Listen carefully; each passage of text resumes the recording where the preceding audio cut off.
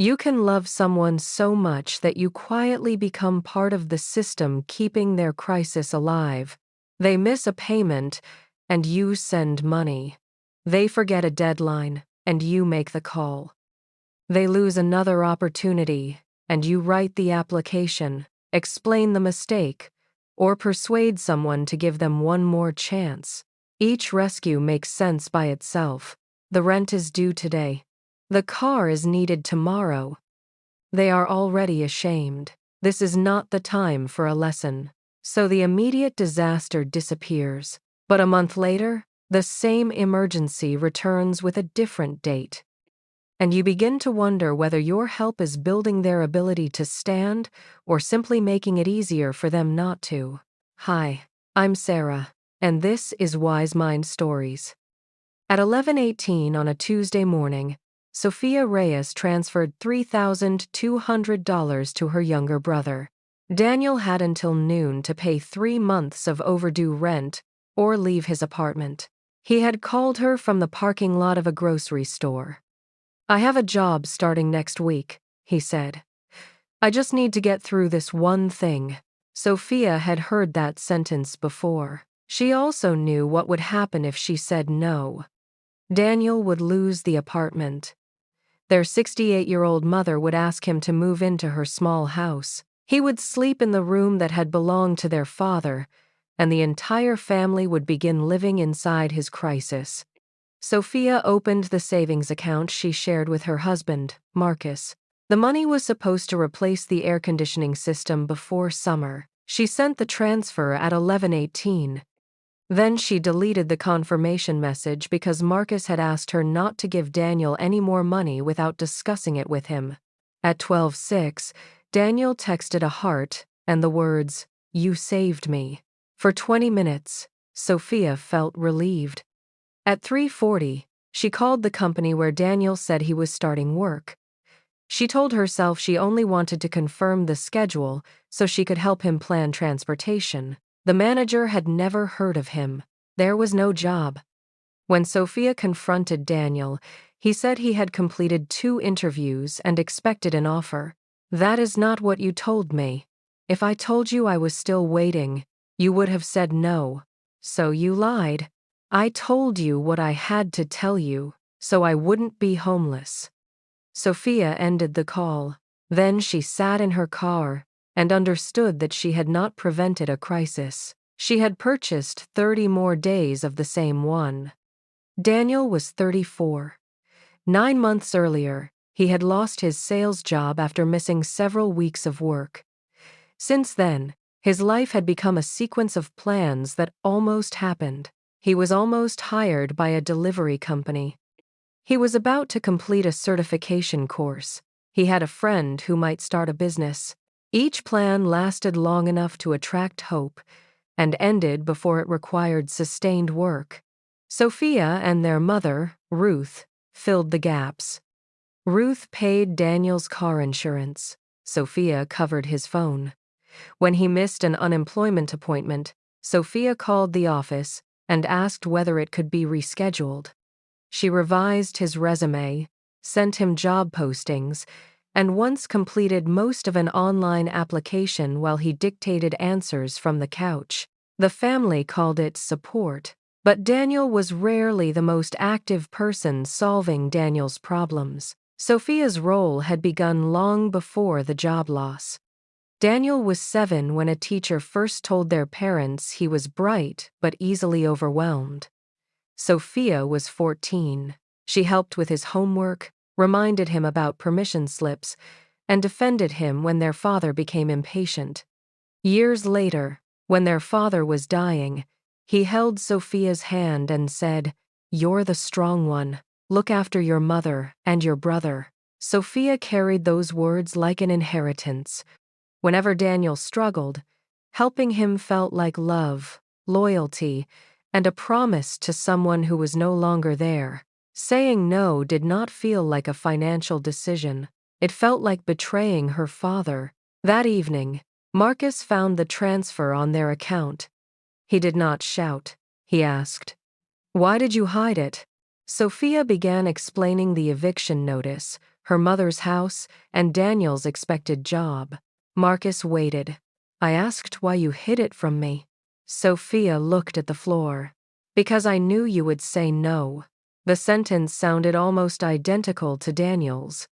For the first time, Sofia saw how the crisis was teaching everyone to become dishonest. Daniel lied to get rescued.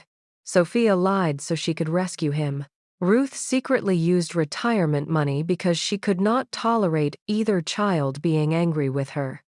The family was protecting Daniel from consequences by creating new consequences for themselves. Marcus slept in the guest room that night. Before leaving for work the next morning, he said, "This is not only about the money." Sofia knew. 3 months earlier, they had agreed that any expense over $500 would be discussed first. The rule existed partly because of Daniel. Sofia had promised that the next emergency would belong to both of them before it belonged to their bank account. "When he panics, our agreements stop mattering," Marcus said. "You become his sister, and I become the person standing between you and saving him." Sofia wanted to say that Marcus did not understand family loyalty. But loyalty that required secrecy was already damaging the family she had built while trying to protect the one she came from. She apologized. Marcus accepted the apology, but he did not pretend trust had been repaired. They moved the remaining emergency savings into an account that required both of them to approve a transfer. It felt humiliating to Sofia. It was also a boundary Marcus needed, because her promises had stopped being enough. The next morning, Sofia reviewed the previous 9 months. She and Ruth had given Daniel more than $11,000. Sofia had spent hours managing paperwork, transportation, and missed appointments. She had stopped answering calls from an unfamiliar number because she assumed it would be another creditor. She was exhausted. Daniel was still 1 month away from disaster. This is the difference between a crisis and a pattern. A crisis interrupts a person's normal ability to cope. Appropriate help can stabilize the situation and restore their capacity. A pattern recruits other people to repeatedly carry what the person is not carrying. The same rescue that is compassionate once can become harmful when it removes responsibility again and again. The question is not simply, "Am I helping?" The question is, "What is my help teaching everyone in this system to do?" Sofia's help had taught Daniel that urgency moved money faster than honesty. It taught Ruth that her retirement was the family's emergency fund. It taught Marcus that agreements could disappear when Daniel called. And it taught Sofia that her value came from being the person who could prevent every collapse. That last lesson was the hardest one to release. Rescuing did not only make Daniel feel needed, it made Sofia feel necessary. Without the crisis, who was she in the family? This is where "let them" can sound cruel if it is misunderstood. Let them does not mean watching someone suffer with satisfaction. It does not mean withdrawing love, refusing all assistance, or using pain to teach a lesson. It means accepting that another capable adult must participate in solving their own life. Let them. Let Daniel tell the landlord the truth. Let him make the phone calls. Let him experience the limits of what $3,000 could postpone. Let him be angry when the family stopped providing cash. Let his choices reveal what kind of support he was ready to use. The "let me" half would determine whether Sofia was abandoning him or changing how she helped. Let me stay connected without taking over. Let me offer resources that require his participation. Let me protect my marriage and my mother's retirement. Let me tolerate his disappointment without treating it as proof that I am cruel. Let me act in an emergency and stop labeling every uncomfortable consequence an emergency. Sofia and Marcus met with Ruth that weekend. They agreed on what the family would no longer do.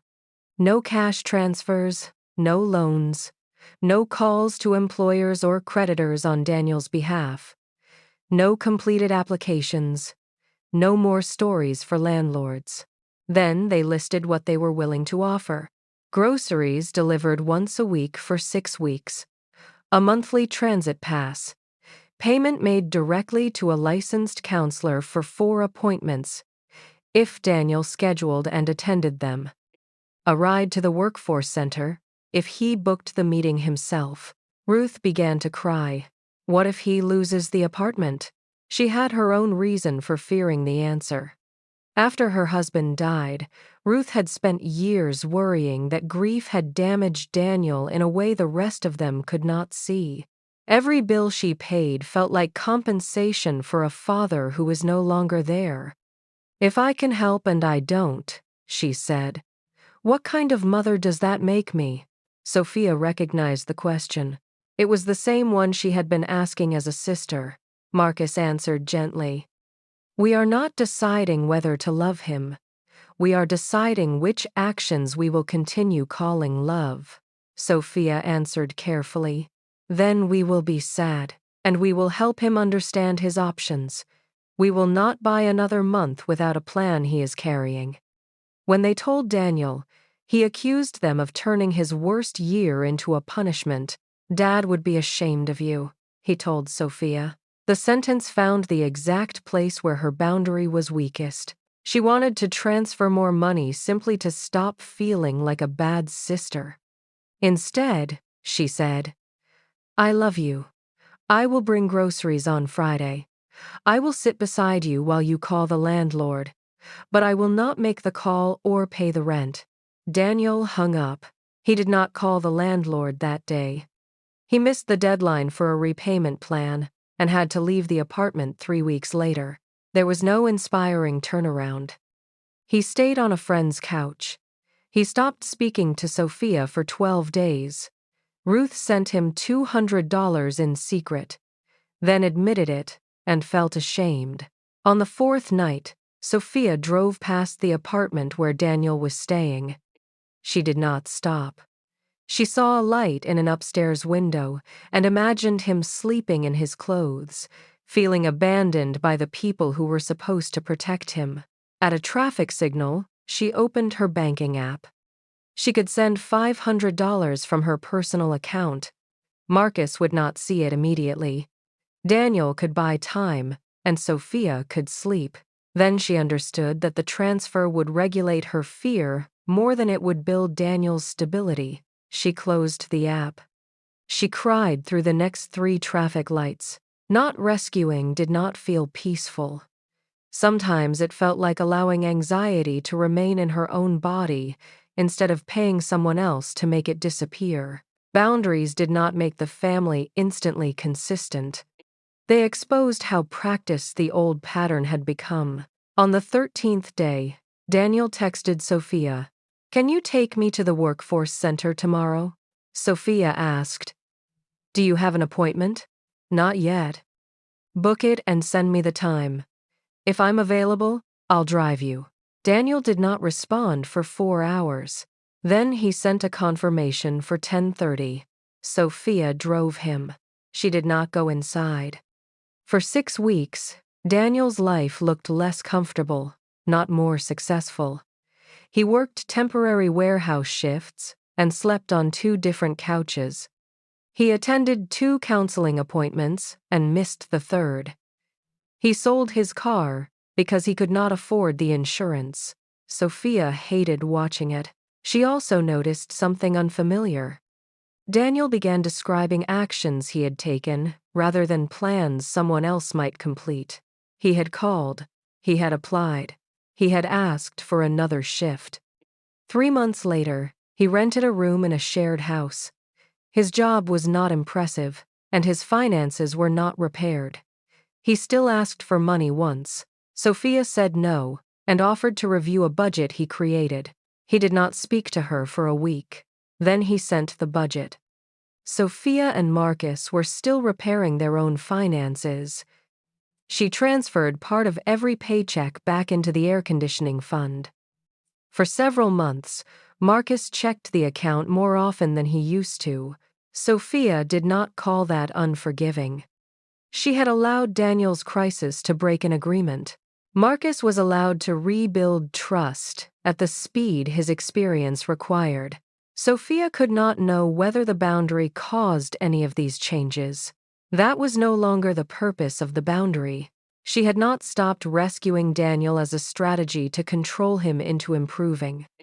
She stopped because rescuing was damaging her marriage, her mother, and her brother's ownership of his life. That distinction matters. A boundary is not a machine that produces the behavior you want. It is a decision about how you will participate, even if the other person does not change. If you are unsure whether your help is support or rescue, ask 4 questions. First, who is doing most of the work? Healthy support has 2 active participants. If you are researching, calling, paying, reminding, and planning while they avoid, the help may have become a takeover. Second, does this help increase their capacity or only postpone the consequence? Food during a crisis may restore capacity. Repeatedly paying a bill while nothing else changes may preserve the pattern.